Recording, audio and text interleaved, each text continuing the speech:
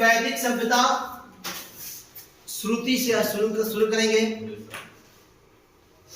हम वैदिक सभ्यता के जो बेसिक चीजें हैं उस पर चर्चा कर रहे हैं, और बेसिक चीजों पर चर्चा करते हुए आज श्रुति, क्या श्रुति से शुरू करेंगे। श्रुति मतलब होता है देखिएगा, सुनना। क्या होता है जी? सुनना। आपको कोई कुछ सुना रहा नहीं, कुछ कहे, आप सुन रहे हैं। क्या कर रहे हैं? आप सुन रहे हैं। फिर देखिएगा कि वेदों को एक पीढ़ी से, क्या किसको सुनिएगा? वेद को, मंत्र को, क्योंकि है कौन सभ्यता हो? वैदिक। इसमें जो कुछ भी होगा वेद मंत्रोच्चारण होगा, कर्म कांड होगा, कर्म कांड, वेद मंत्रोच्चारण। वेदों को एक पीढ़ी से दूसरी पीढ़ी में पहुंचाना, वेदों को एक पीढ़ी से दूसरी पीढ़ी में ले जाना क्या कहलाता है? श्रुति कहलाता है। जैसे हमने किसी चीज को सुना है, सीखा है, पढ़ा है, फिर आपके सामने हम रख रहे हैं और आप इसको जान रहे हैं, मतलब एक पीढ़ी से दूसरी पीढ़ी में पहुंचाना ही क्या कहलाता है जी? श्रुति कहलाता है। कोई दिक्कत? आइए, दिक्कत नहीं है तो आगे देखते हैं। श्रुति,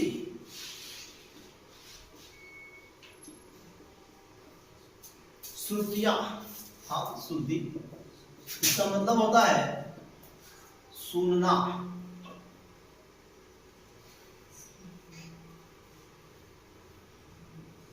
सुनना क्या होता है जी? सुनना। तो किसको सुनना जी? वेदों को सुनना। किसको? वेदों को सुनना। आप समझ रहे हैं कि पैदल है? किसको सुनना जी? वेदों को सुनना। कोई दिक्कत? लिखेंगे इसको। वेदों को एक पीढ़ी से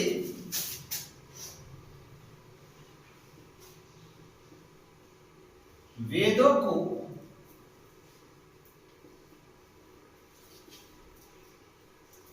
एक पीढ़ी से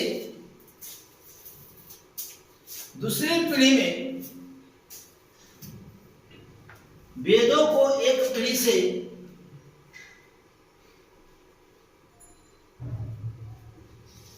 दूसरी पीढ़ी में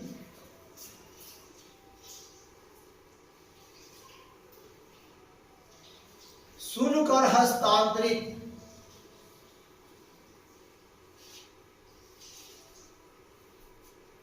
सुनकर हस्तांतरित किया गया है। सुनकर हस्तांतरित किया गया है। अतः वेदों को, याद रखिएगा इसको, वेदों को श्रुति भी कहा जाता है।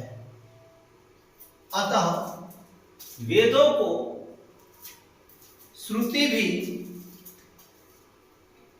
वेदों को श्रुति भी कहा जाता है। क्लियर? वेद को क्या कहते हैं जी? श्रुति भी कहा जाता है।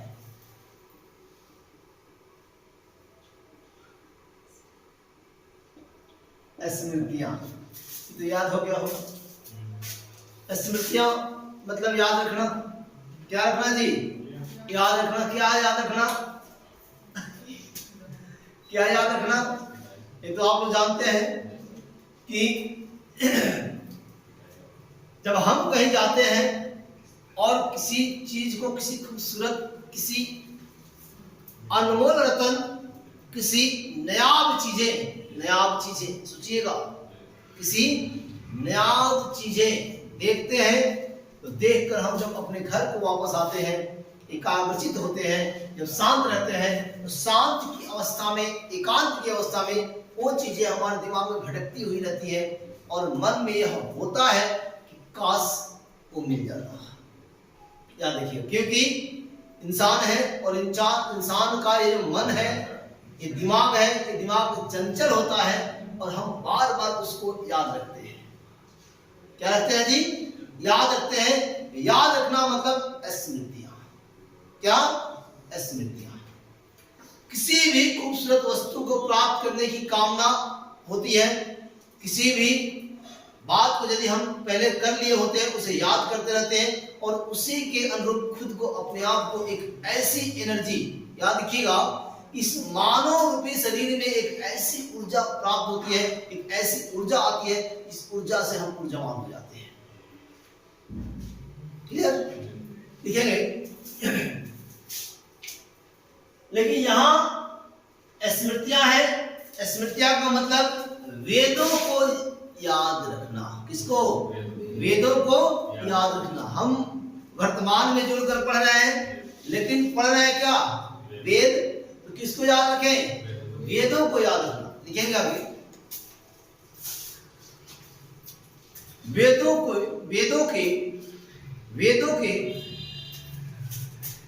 देखिएगा, यहां स्मृतियां क्या है जी? वेदों के अनुपूरक ग्रंथ है। वेदों के अनुपूरक ग्रंथ है, अर्थात याद रखना किसको?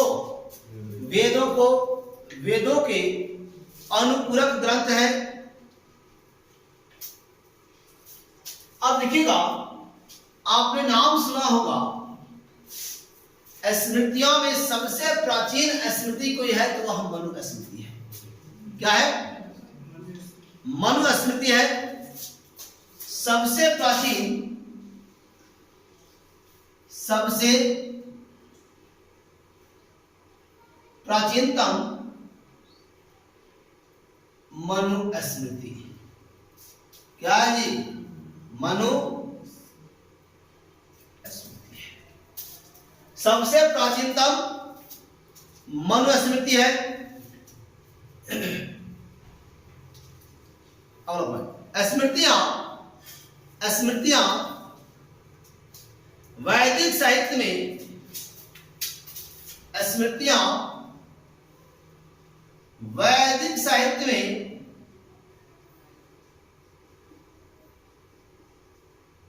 वैदिक साहित्य में शामिल नहीं है। ध्यान रखिएगा, स्मृतियां वैदिक साहित्य में शामिल नहीं है। क्लियर? तो जब वैदिक साहित्य में शामिल नहीं है तो ये मनु स्मृति, देखिएगा, मनु स्मृति क्या ये वैदिक साहित्य का अंग है? वैदिक साहित्य का पार्ट है? वैदिक साहित्य का भाग है? नहीं है, क्योंकि स्मृति वैदिक साहित्य में शामिल नहीं है। क्लियर? अगला पॉइंट,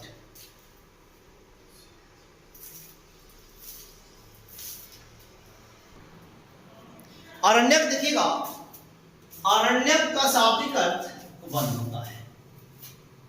क्या होता है जी? वन होता है। प्राचीन भारतीय संस्कृति में इस मानव जीवन को, किसको? इस मानव जीवन को, संपूर्ण मानव जीवन को 100 वर्ष को मानते हुए, कितने वर्ष? 100 वर्ष को मानते हुए इसको 4 बराबर भागों में, कितने भागों में?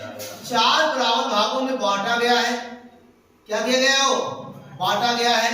और देखिएगा, जो 4 बराबर भाग है, ये 4 बराबर भाग 0 से 25 वर्ष, 0 से 25, 26 से 50, 51 से कितना?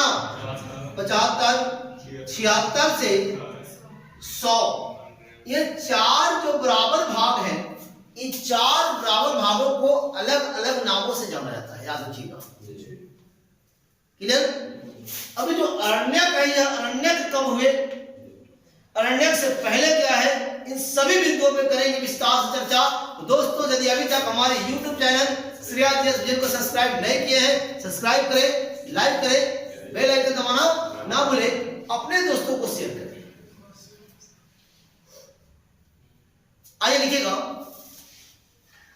प्राचीन भारतीय संस्कृति में, कंटिन्यू कीजिए, प्राचीन भारतीय संस्कृति में, प्राचीन भारतीय संस्कृति में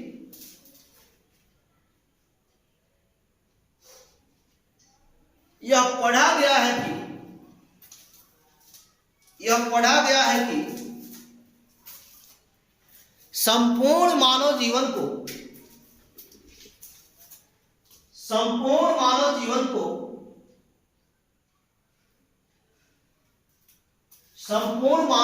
को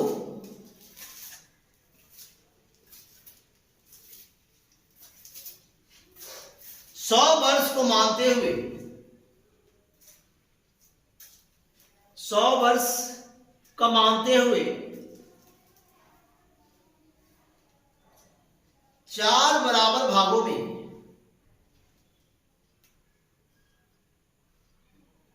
4 बराबर भागों में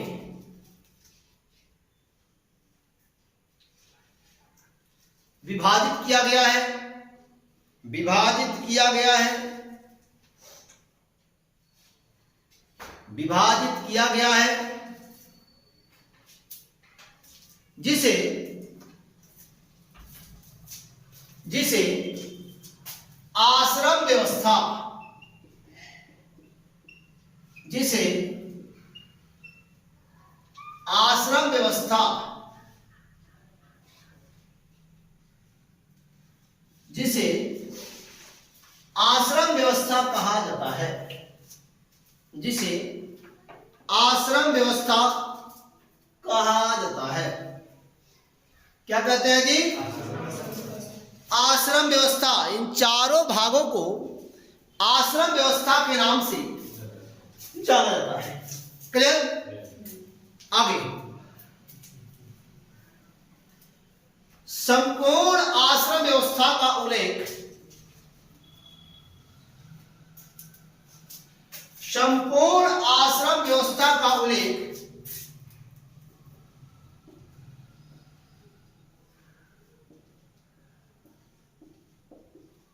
बहुत ही क्रांतिकारी प्रश्न है, याद रखिएगा कि आश्रम व्यवस्था का उल्लेख किस उपनिषद में है?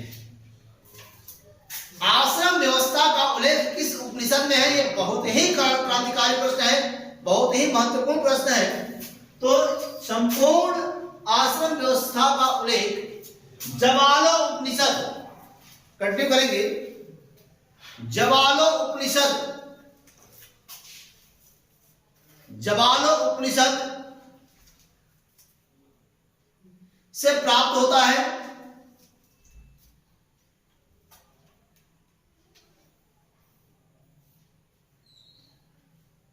से प्राप्त होता है। अब देखिएगा कि मानव जीवन को 100 वर्ष को मानते हुए 4 बराबर भागों में बांटा गया है, और 4 बराबर भाग 0 से 25, 26 से 50, 51 से 75, 76 से 100, और ये 4 जो बराबर भाग हैं, यह व्यवस्था कहलाता है आश्रम व्यवस्था। क्या कहलाता है जी? आश्रम व्यवस्था। और आश्रम व्यवस्था अर्थात इन संपूर्ण आश्रम व्यवस्था का उल्लेख किस उपनिषद में? जवालो उपनिषद में। कोई दिक्कत? इसको याद रखिए, जवालो उपनिषद। आश्रम व्यवस्था का उल्लेख किसमें? जवालो उपनिषद में। इस संपूर्ण मानव जीवन को 100 वर्ष को मानते हुए 4 बराबर भागों में बांटा गया है। इसे क्या कहते हैं? आश्रम व्यवस्था। आगे, ब्रह्मचर्य आश्रम, इसका 1 नंबर होगा ब्रह्मचर्य आश्रम।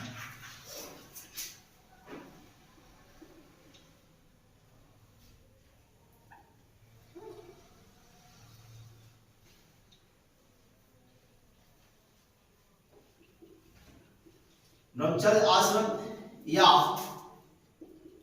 बालाश्रम, या बालाश्रम, बालाश्रम मतलब समझते हैं आप लोग कि बाल अवस्था,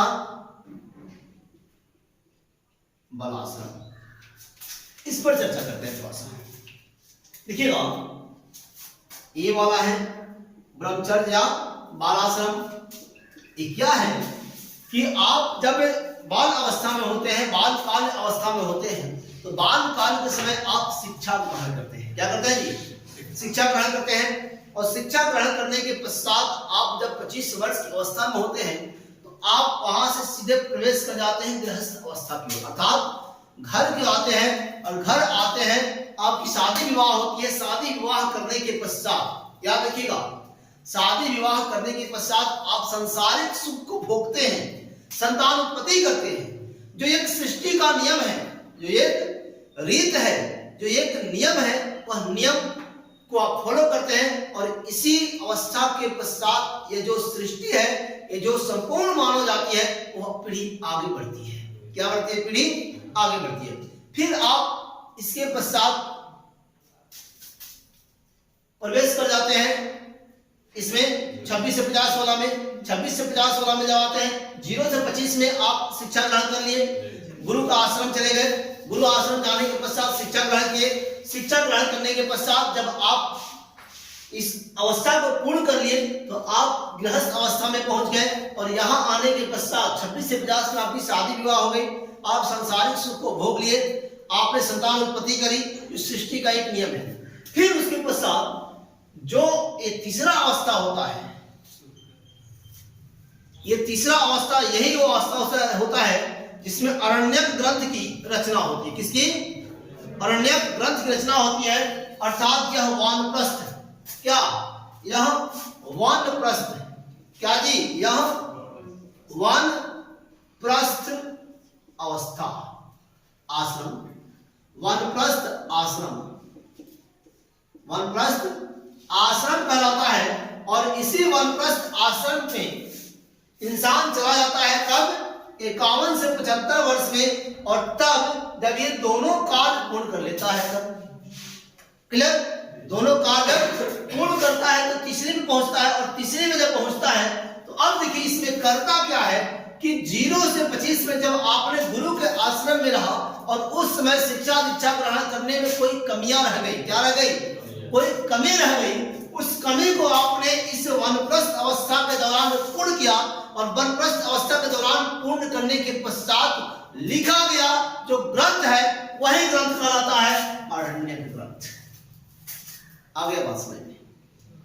नहीं समझे? मतलब 0 से 25 ब्रह्मचर्य आश्रम, ब्रह्मचर्य या बालाश्रम व्यवस्था। इस व्यवस्था के तहत आपने गुरु का आश्रम गया, गुरु के आश्रम में शिक्षा दीक्षा ग्रहण करी, ज्ञान प्राप्ति करी। ज्ञान प्राप्ति करने के पश्चात आप वहां से मूव कर गए कहां? कहां पहुंचे जी? गृहस्थ आश्रम में। कहां? गृहस्थ आश्रम, गृहस्थ आश्रम। और गृहस्थ आश्रम जब आप पहुंचे तो गृहस्थ आश्रम में देखिएगा शादी विवाह होता है, बंधने बनती है, जिम्मेवारियां बढ़ती है, जिम्मेवारियां बढ़ती है। आप फिर जो संसारिक एक रूल है उस रूल को फॉलो करते हैं और आप संतान उत्पत्ति करते हैं। संतान उत्पत्ति इसलिए कि ये संसार का जो नियम है, जो पृथ्वी का जो संचालन है, ये धरती पर जो मानव जाति का जो संचालन है वो संचालन होता रहे, इसलिए संतान उत्पत्ति होती है। क्लियर? संतान उत्पत्ति किए, इसके पश्चात आप वानप्रस्थ आश्रम में प्रवेश कर जाते हैं। किसमें? वानप्रस्थ आश्रम। और वानप्रस्थ आश्रम जब आप प्रवेश करते हैं तो फिर आप वन को गमन, कहां जाते हैं? आप वन को गमन करते हैं, वन की ओर जाते हैं। और वन की ओर तब जाते हैं जब 0 से 25 वाला में, अर्थात ब्रह्मचर्य आश्रम के दौरान आपने जो शिक्षाएं ग्रहण करने में कमी रख दी हो, या कमी रह गई हो, या छूट गया हो, उसको आप पूर्ण करते हैं। और इसी वानप्रस्थ वन गमन के दौरान आपने जो पुस्तकें लिखी, अर्थात वानप्रस्थ आश्रम के दौरान ज्ञान प्राप्ति करके, ध्यान लगा करके जो पुस्तकें लिखी गई, वह ग्रंथ अरण्यक ग्रंथ कहलाया। क्या कहलाया? अरण्यक ग्रंथ कहलाया। कोई दिक्कत? अब देखिएगा कि आपने 3 की चर्चा कर ली, अर्थात ब्रह्मचर्य कर ली, गृहस्थ कर ली और वानप्रस्थ आश्रम कर ली। एक होता है संन्यास आश्रम। क्या होता है जी? एक होता है आपको संन्यास आश्रम। संन्यास आश्रम। अब देखिएगा कि संन्यास आश्रम में क्या होता है। संन्यास आश्रम में देखिएगा कि संन्यास आश्रम में क्या होता है। इस आश्रम के दौरान आदमी पूर्ण रूप से क्या करता है, लौकिक चीजों से, जो हमने पहली, दूसरी और तीसरी में जो चीजों का अनुभव किया, देखा, सुना, परखा, लौकिक चीजों से बिल्कुल अलौकिक की ओर। कहां? अर्थात ये कह सकते हैं कि बिल्कुल संन्यास जीवन धारण करके वह व्यक्ति मोक्ष की प्राप्ति की ओर बढ़ता है। अर्थात खुद को ये कहे उपवास के दौरान कहे या फिर जैसे भी हो, मोक्ष की प्राप्ति के लिए अपने प्राण तक त्याग देता है। संन्यास जीवन। एक सन्यासी को क्या चाहिए? जेड प्लस रक्षा। सन्यासी को क्या चाहिए? जेड प्लस रक्षा। क्या चाहिए रे? देव भाव सुने सीआरपीएफ के पूरा एक काफिला हो आगे पीछे। सन्यासी को क्या चाहिए? अगर जो कहता है कि मैं सन्यासी हूं तो उसको क्यों जरूरत है जेड प्लस सुरक्षा की? कोई भी हो, हम हो या फिर दुनिया के कोई भी हो। सोचिए, सन्यास अवस्था। क्लियर? इसको लिखेंगे।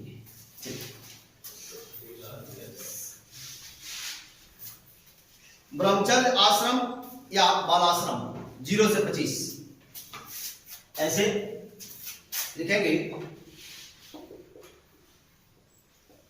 ब्रह्मचर्य आश्रम या बालाश्रम, इसमें कर लेंगे 0 से 25। 0 से 25 वर्ष। 0 से 25 वर्ष और तब आगे बढ़ेंगे। हो गया? चलिए लिखिए। इस काल के दौरान व्यक्ति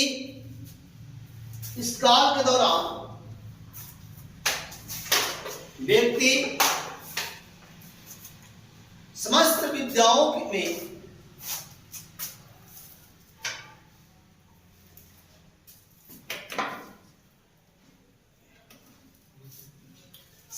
विद्याओं में समस्त विद्याओं में निपुण बनता है, गुरु के पास आश्रम जाता है। थोड़ा फास्ट करेंगे। गुरु के पास आश्रम जाता है,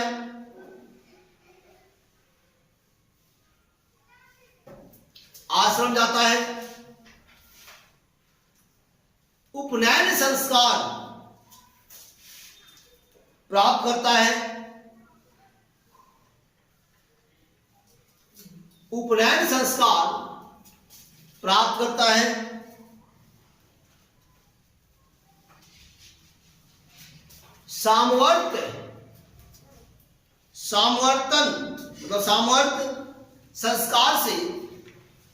सामवर्त संस्कार से समाप्त होता है। सामवर्त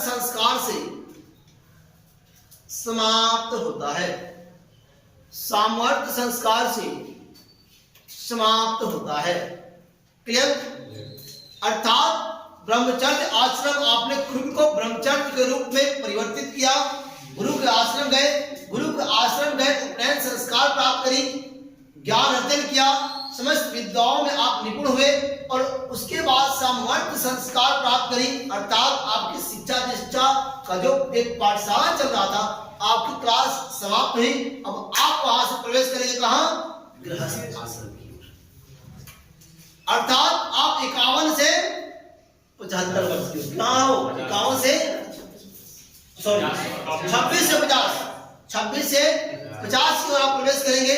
और जब 26 से 50 की ओर आप प्रवेश करेंगे तो वह गृहस्थ आश्रम होगा। और इसी गृहस्थ आश्रम के दौरान, अर्थात 26 से 50 के दौरान लोग बड़ी फुदकता हो, क्योंकि लोगों को लगता है कि ये जो अवस्था है, अभी जो अवस्था है, ये अवस्था शायद समाप्त होने वाली नहीं है। लोग सोचते हैं कि इस अवस्था में तो हम प्लेन से भी लोग कूदता है तो इसी अवस्था में कूदता है, कूदता है, प्लेन से कूद जाएगा, समुद्र में कूद जाएगा, लहरों के बीच तैरने का मजा लेगा, पता चले कभी कभी दह गया, नहीं हो। लिखिए आगे, गृहस्थ आश्रम 26 से 50, गृहस्थ आश्रम 26 से 50 वर्ष,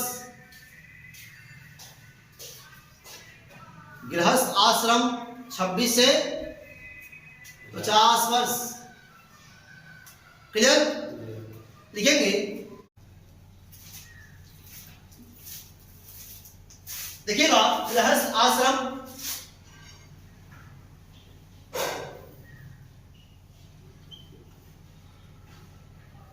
गृहस्थ आश्रम 26 से 50 वर्ष। इस कालखंड के दौरान, गृहस्थ आश्रम कालखंड के दौरान गुरु से आज्ञा लेकर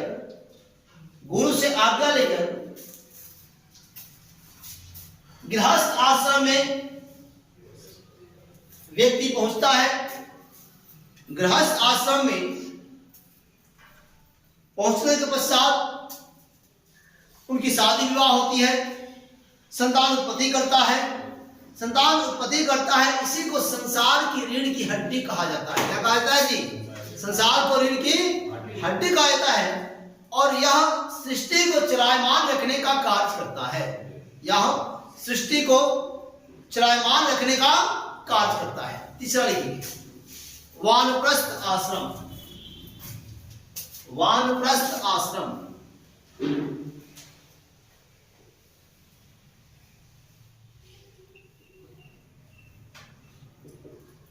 वानप्रस्थ आश्रम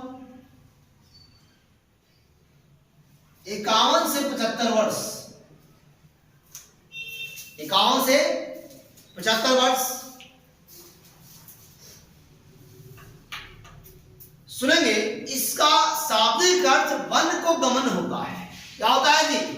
वन को गमन होता है। अर्थात वानप्रस्थ आश्रम में आपने 0 से 25 ब्रह्मचर्य आश्रम जी लिया, आप गृहस्थ आश्रम जी लिए, और गृहस्थ आश्रम जीने के पश्चात थोड़ी बहुत खुद से अगर ये लालसा जगती है, जिज्ञासा होता है कि हम वन को गमन करते हैं और वन को गमन करेंगे, उसमें कुछ ज्ञान की प्राप्ति करेंगे, और ज्ञान की जब प्राप्ति होगी तो कुछ न कुछ लिखेंगे।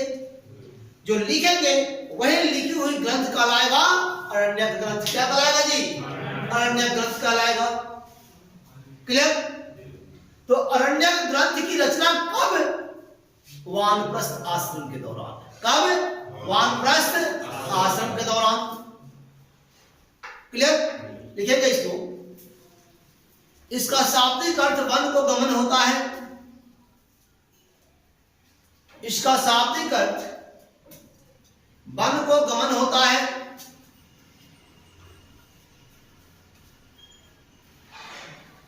वन को गमन होता है।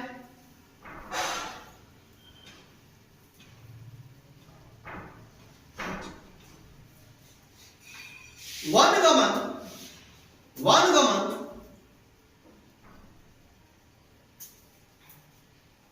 इसलिए होता है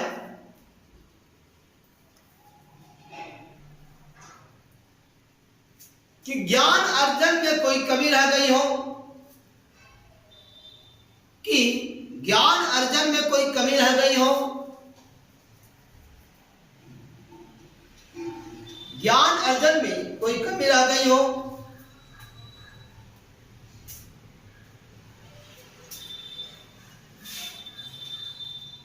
इस ज्ञान अर्जन को पुनः संचित करें। पुनः संचित करने के लिए, इस ज्ञान अर्जन को पुनः संचित करने के लिए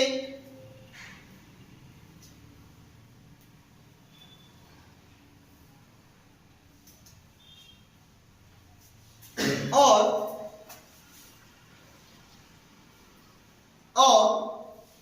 ज्ञान अर्जन संचित कर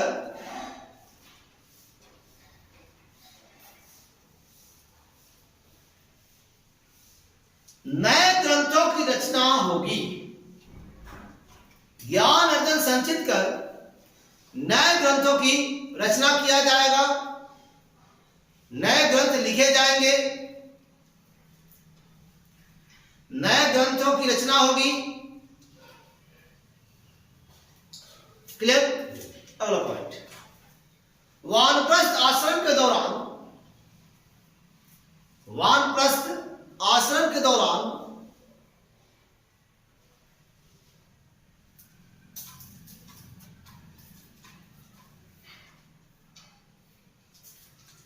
अरण्यक ग्रंथ कहलाए, अरण्यक ग्रंथ कहलाए।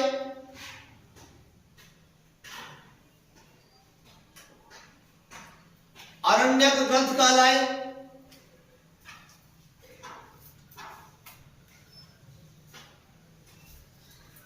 जिसमें नई चीजों का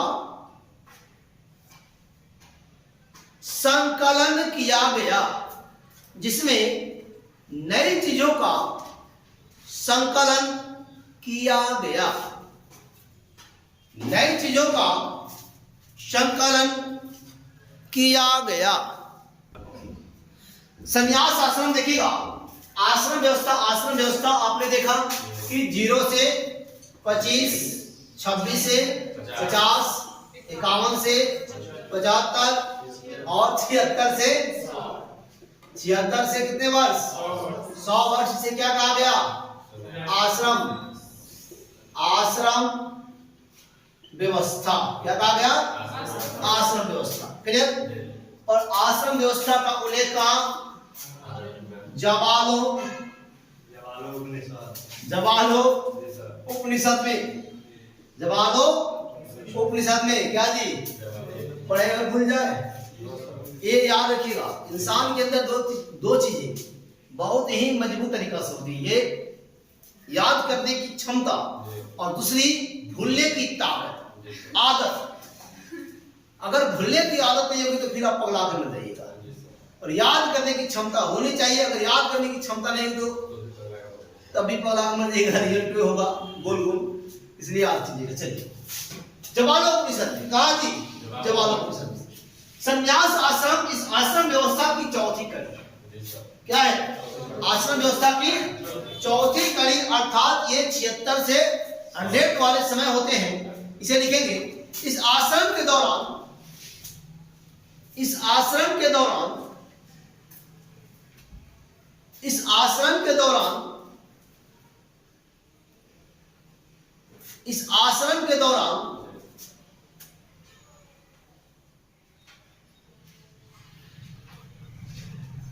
लौकिक विषयों से दूर, लौकिक विषयों से दूर, लौकिक विषयों से दूर, लौकिक विषयों से दूर कौन होता है जी? इंसान हो जाता है, आदमी हो जाता है।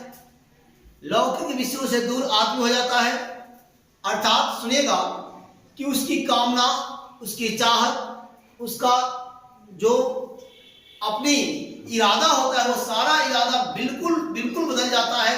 अर्थात वह व्यक्ति इन लौकिक विषयों से, इन खुशी वाले विषयों से दूर हो जाता है और खुद को सन्यासी साबित कर देता है। क्या करता है वो?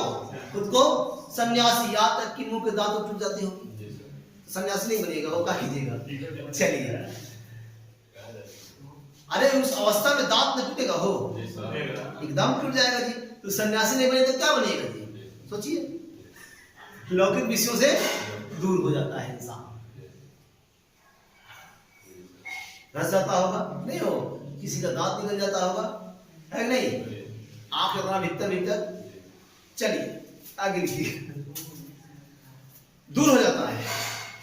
ईश्वर की भक्ति में, ईश्वर की भक्ति में लीन हो जाता है तथा मोक्ष को, ईश्वर की भक्ति में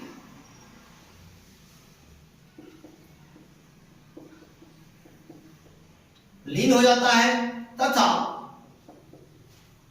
मोक्ष को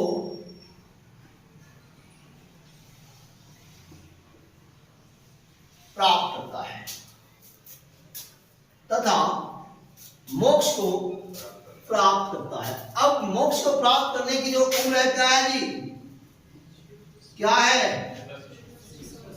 मोक्ष प्राप्ति। क्लियर? आगे लिखिए अगला पॉइंट, और इसे बहुत बहुत इंपोर्टेंट, वेरी वेरी इंपोर्टेंट, या ये कहें इतना इंपोर्टेंट कि हम कह नहीं सकते।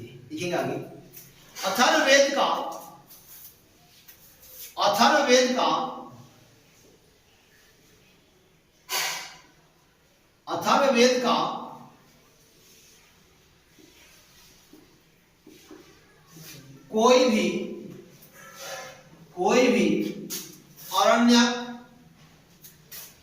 कोई भी आरण्यक ग्रंथ नहीं है। अथर्ववेद का कोई भी आरण्यक ग्रंथ नहीं है, अर्थात वह कौन सा वेद है जिसका कोई भी आरण्यक ग्रंथ नहीं है? अथर्ववेद। कौन सा वेद? अथर्ववेद। वह कौन सा वेद है जिसका कोई ग्रंथ नहीं है, आरण्यक ग्रंथ नहीं है, अर्थात अथर्ववेद। और इस अथर्ववेद की जब हम चर्चा करेंगे तो जाति टोना टोटका पकड़े भूत प्रेत अर्थात करे औषधि चिकित्सा से उपचार, अथर्ववेद। याद रखिएगा, इन सबकी व्याख्या इस अथर्ववेद में किया गया है। आगे लिखिए, ब्राह्मण ग्रंथ।